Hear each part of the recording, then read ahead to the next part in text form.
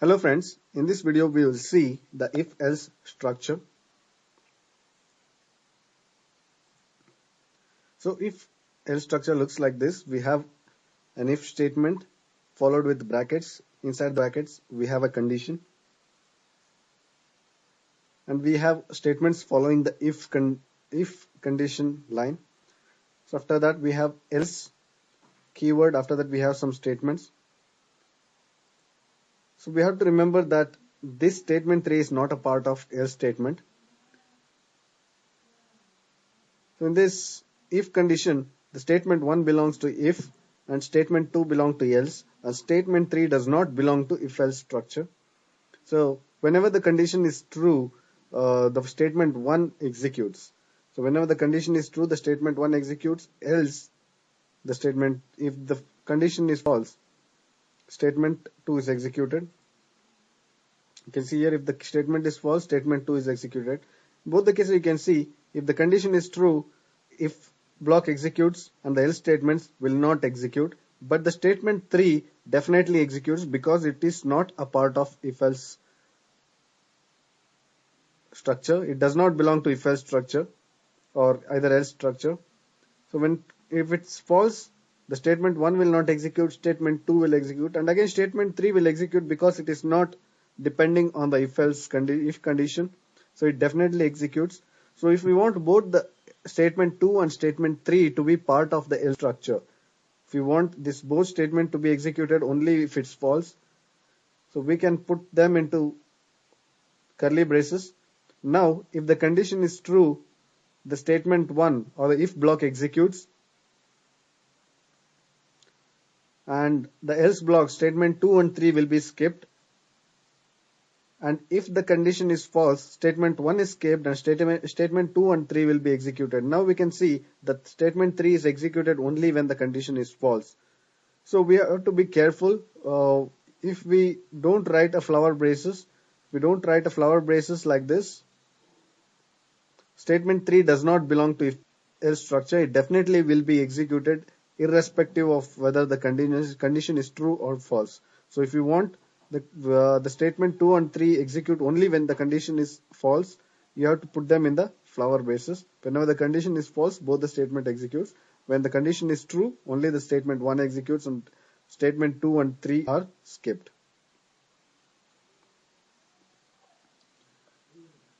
So we'll see how the if-else works. So a few statements before the if block, whatever the statements are available in the program, will be executed first. Later when the control comes to if condition, the condition is evaluated. If the condition is true, the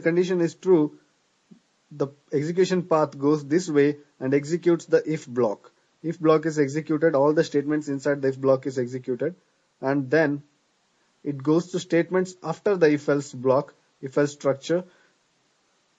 So whatever the statements are there after the if-else structure, they will be executed. If the condition is false, the execution takes this path and the else block executes. So if block is skipped and else block executes. And after else block is completed, the statements which are after the if-else block, after the if-else structure, will be executed. So this way we can use if-else statements whenever we want some statements to be executed when the condition is true, and some other statements should be executed when the condition is false. We can use if-else structure. So these are the conditions which we can use. Conditional operators we can use for condition. This is greater than, less than, equal to, not equal to, greater than or equal to, less than or equal to. So these are the condition operations we can use. So we'll see the first example. In the example 1, the value of x is 9. So here 9 greater than 10 is the condition, that is the x greater than 10. X is actually 9. X greater than 10 is false because 9 is not greater than 10. So in this case, it evaluates to false and the if block is not executed and the else block is executed. We get output hello Mac.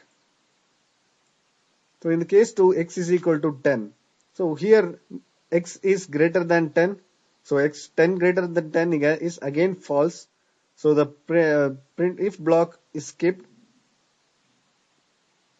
and else block is executed. So we get the output hello Mac. Now we have x is equal to 11. In this case x greater than 10. So 11 is greater than 10. So this statement is true and the if block is executed. The else block is skipped. So we get hello India as output. And we need to be careful. We should always use flower braces. Even there is only one statement under the if and under the else, I would suggest you to use flower curly braces always. If you have more than one statement or just one statement, please use curly statement. That would avoid confusion and errors. So we'll see the example 2. So here x is equal to -1. So we are checking for a condition if x.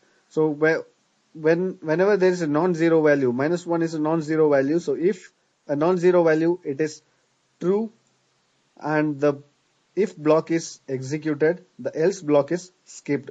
So we get output as hello India. So now x is equal to 0. So whenever the condition evaluates to 0, it is false.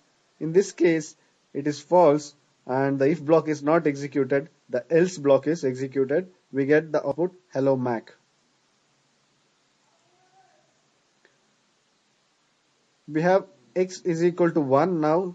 So now x is non-zero value. So this time it evaluates to true and we get output as hello India. The if block executes and the else block is skipped. So we get hello India as output. So we'll see example 3. So example 3 we have x is equal to 4. This is the same example which we did in if statement. So now we are not comparing, we are assigning the value 3 to the x. So you should be very careful. If we use a single equals, it is assignment statement. Now x is equal to 3. If x or if 3 is a true statement because x is a non-zero value. So the condition is true and the if block gets executed. The else block is skipped. So we get output hello India. So what we were supposed to do is to check the equality. We have to use double equals. If we use x double equals, that's x is equal to 3, whether x is equal to 3 comparison. So now it says x is 4, 4 equal to 3 is false. So this time it's false and the else block will be executed. We get the output hello Mac. So we'll see the example 4. So before getting into example 4, we already seen this AND operation in the if structure video. So whenever all the conditions are true, the result evaluates to true. You should be very careful in the AND operation. All the conditions should be true to the result to be true. So in this example, we have x is equal to 4. So 4 greater than 10 evaluates to false. 4 less than 10, 20 is true. So we have an AND operation here. So what happens if one condition is false and the other condition is true in the AND operations?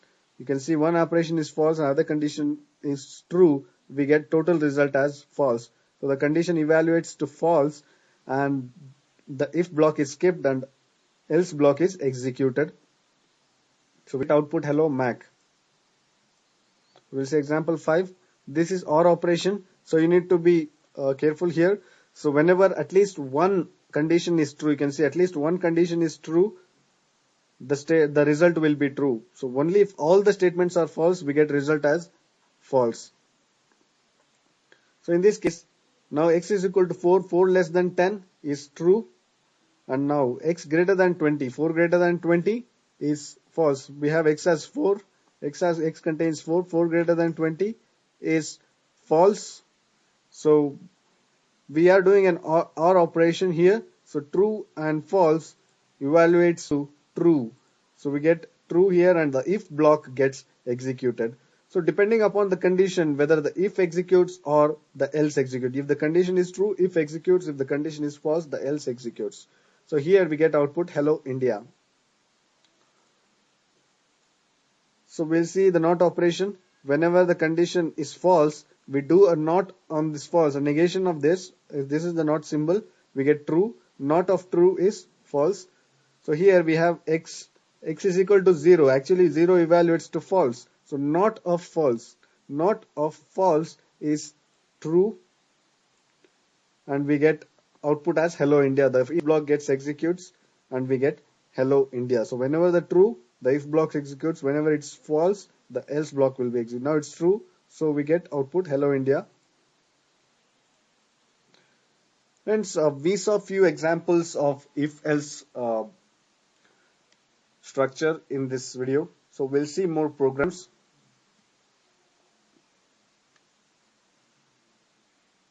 So we have some programs, example programs. We'll see simple programs now. We'll not get into complex programs. So in this program, we are declaring a variable x of type int, and we are printing a statement, enter a number, and we are expecting an input from the user scanf to the x value. So whenever the x, here the condition starts, if condition, this is the if else structure. So if x is greater than or equal to 0, we will print it is positive. We will print positive. Else, if the value is not greater than 0, we will print negative number. Okay, so very simple. If the x value is greater than 0, it evaluates to true, and this statement is executed. The if block executes. If the condition is false, if x contains some negative value, so then else statement will be executed. So we'll do Alt F9.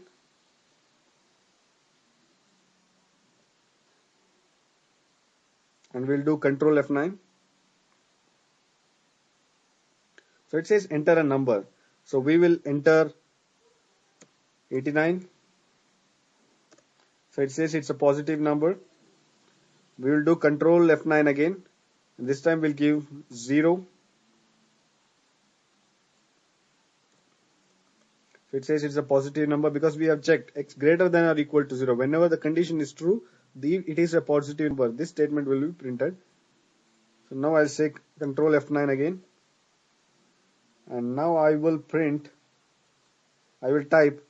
-9.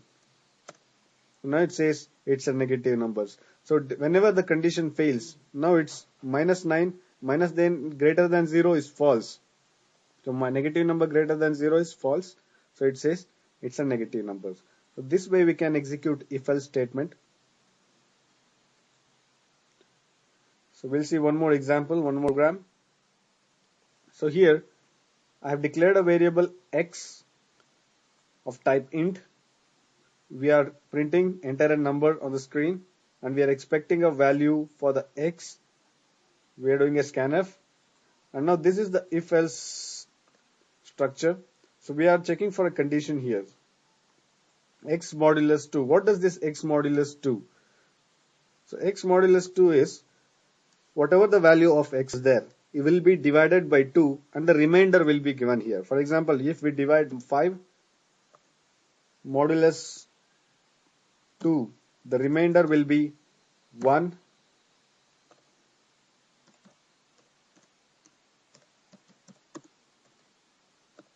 Remainder will be 1.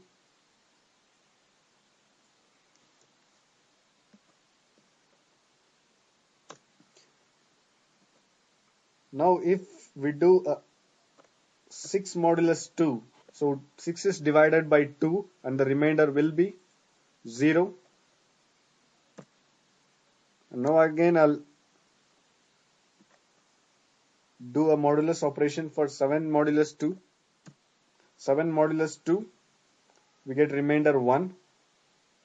So 7 divided by 2 is 2 3s are 6 and remainder is 1. So we get remainder 1. And we'll do 8 modulus 2. So we get remainder 2 4s are 8 and the remainder is 0. So we can see whenever there is a remainder, the number is odd number. So by this we can decide whenever there is a remainder 0, it is an even number. You can see whenever there is a remainder 0, it's an even number. 6 is even number. Again, remainder is 0, 8 is even number. So by this we can decide whether the number is even or odd. So I'm using the same condition here. If x value is a odd number, we'll get 1 as a remainder here.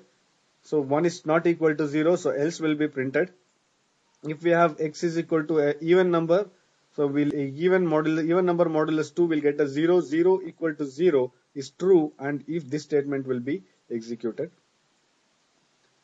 So I'll do Alt F9, I'll save the document and do Alt F9, and I'll do Control F9 to run the program. So now if I say 7, it's an odd number.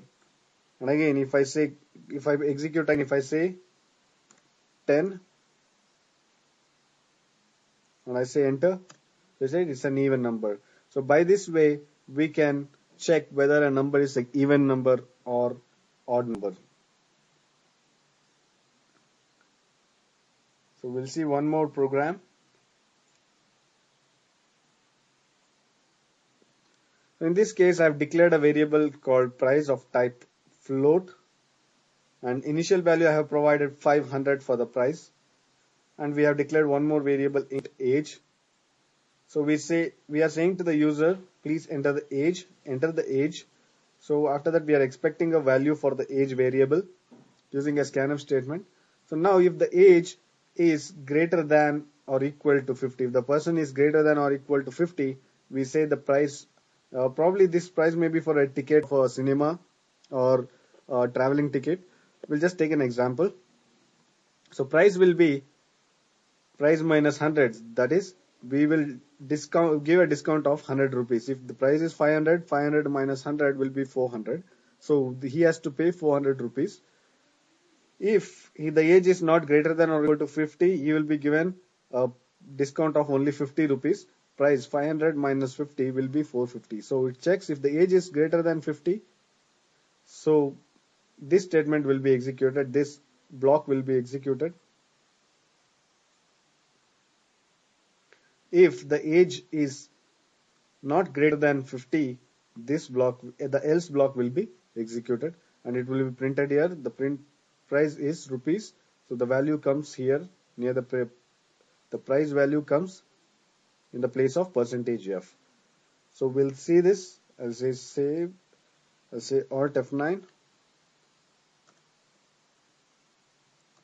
I'll say Control F9 to execute the program. So if I enter an age of 45, I get 450 rupees because 500 minus 50 is 450. So the else block is getting executed. You can see price is 500 minus 50 is 450. So if I enter an age, I say Control 9 again, Control F9. So now if I say 50, you see it says 400 rupees. So we are checking whether the age is greater than or equal to. Even if it's equal to 50 also, we are providing 100 rupees discount. So this way we can execute if-else structure. Friends, in this video we saw how to use the if-else structure. So we'll see more in the upcoming videos. Thank you for watching.